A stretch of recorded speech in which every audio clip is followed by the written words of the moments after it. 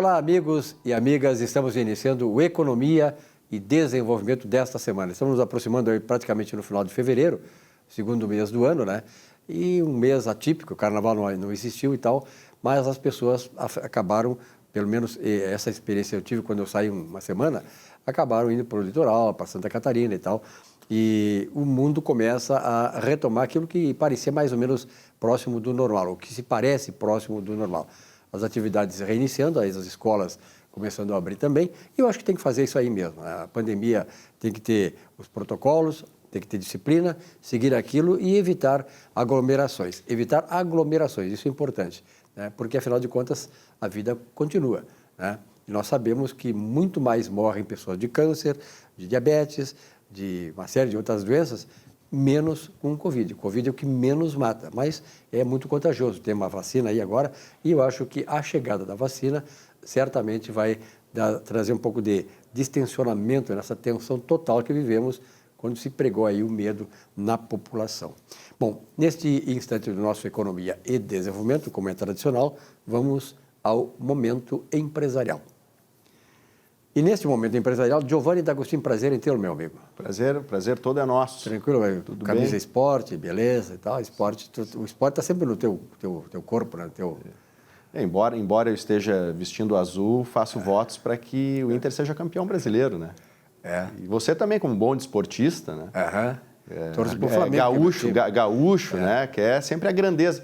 Imagina o Inter campeão brasileiro, o Grêmio campeão da Copa do Brasil, e nós teremos uma Recopa Brasileira, um Grenal. E tu está torcendo para o Grêmio ser campeão da Copa do Brasil? Não, eu não estou torcendo, mas existe essa possibilidade, né? Quanto a outra. Giovanni, fora essas questões esportivas, claro, é legal a gente brincar e tal, né? O esporte, o futebol é importante também na vida de todos nós. Uma questão que está sendo relevantemente trabalhada e discutida é a questão do ICMS, né?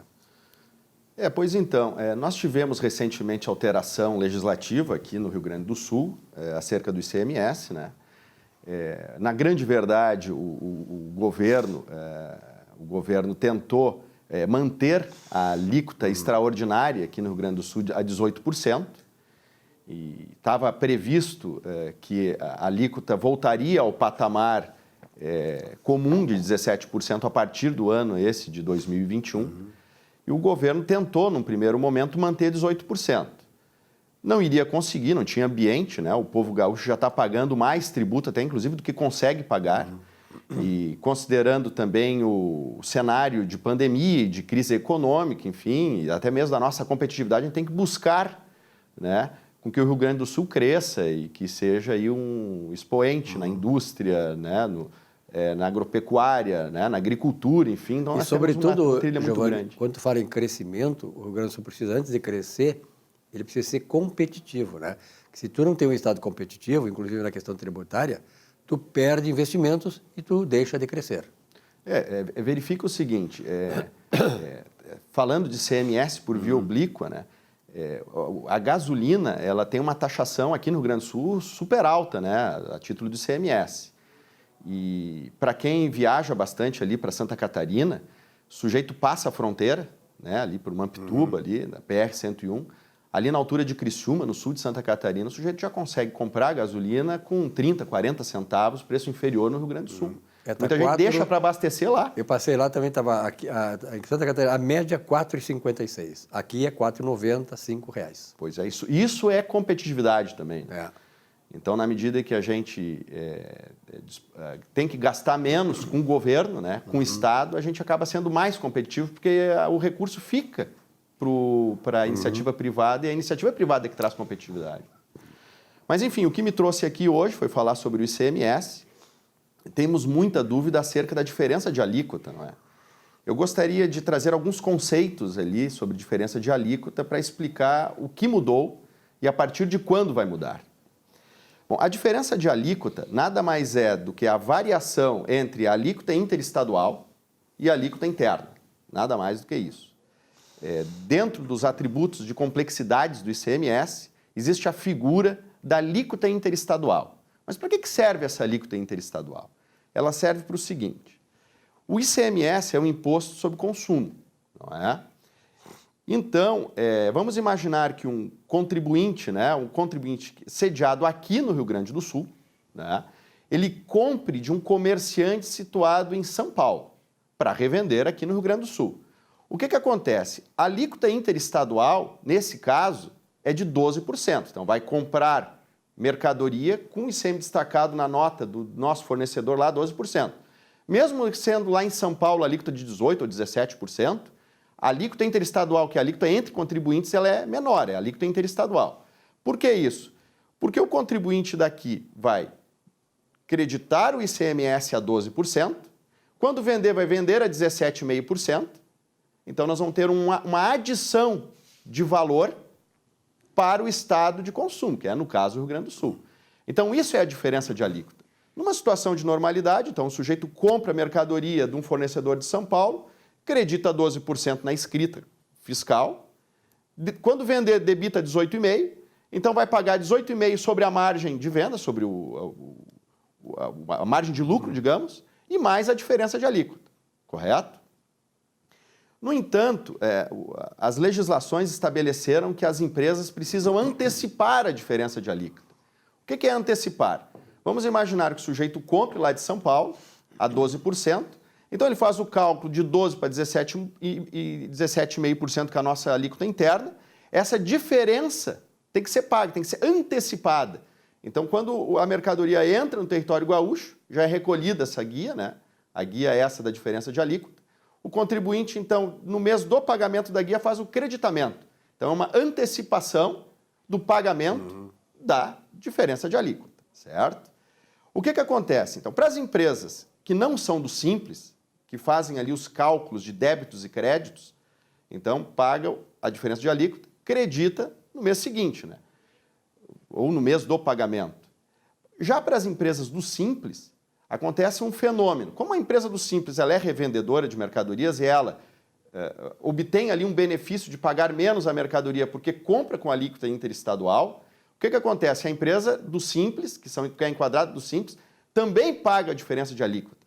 Só que como a lei que regulamenta o ICMS estabelece a vedação de apropriação de créditos, essa diferença de alíquota não é objeto de creditamento na escrita. Então passa a ser um custo da mercadoria que é comprada.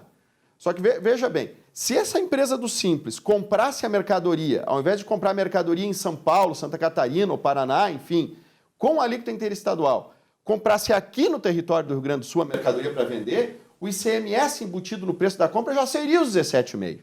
Então essa diferença de alíquota é uma forma de equiparação da carga tributária do ICMS. Não é? E funciona isso? Olha, para o governo funciona, ele incrementa a arrecadação, não é? Ele incrementa a arrecadação e, de certa forma, adiciona realmente o valor para o Estado destinatário, para o Estado do consumo da mercadoria. O que aconteceu a partir desse ano com a alteração legislativa? Aconteceu o seguinte, o governo tentou aumentar a alíquota para 18%, ou manter 18%, ao invés dos 17%, né, que iniciaria a partir desse ano, fizeram lá um acerto, um acordo para ficar na meio termo, 17,5%.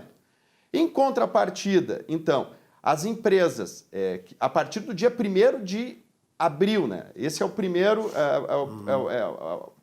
a primeira questão muito importante. Quando é que começa essa isenção, entre aspas, do pagamento da antecipação da diferença de alíquota? A partir de 1º de abril, né? A partir de 1º de janeiro. Então, a partir de 1º de abril, as empresas que estão fora do Simples compram mercadorias para revenda, elas não precisam mais pagar a diferença de alíquota quando a alíquota interestadual na compra for 12%. Então, aí ela não precisa mais antecipar o pagamento da diferença de alíquota. Então, não paga a diferença de alíquota na entrada, mas também, né, não vai acreditar o pagamento que foi feito. Então, vai debitar a diferença de alíquota quando vender a mercadoria, que é um cenário um pouco mais justo, certo? Se, no entanto, a mercadoria for importada e aí a diferença a alíquota interestadual é 4%, não está isento do pagamento da diferença de alíquota antecipada.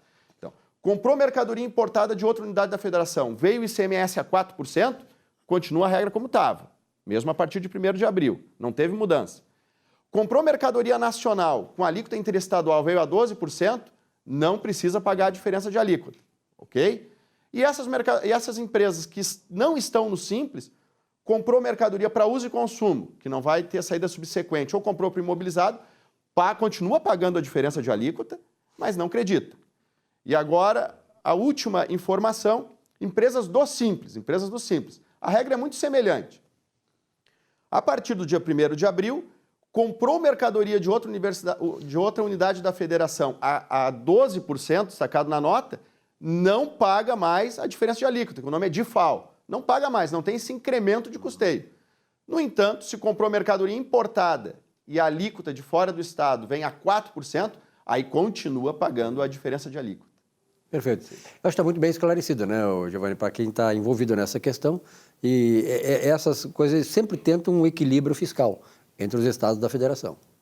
Isso é importante, né? O propósito, mas trouxe esse assunto que eu achei pertinente. Tem muita dúvida entre os profissionais, os contadores, os empresários, então espero ter podido ajudar aí E quem não conseguiu ainda absorver essas explicações aí, pode fazê-lo através do contato direto contigo, não é isso? É isso aí, nosso contato. O contato está aí. Está na tela aí. Um forte abraço e tenha uma boa semana.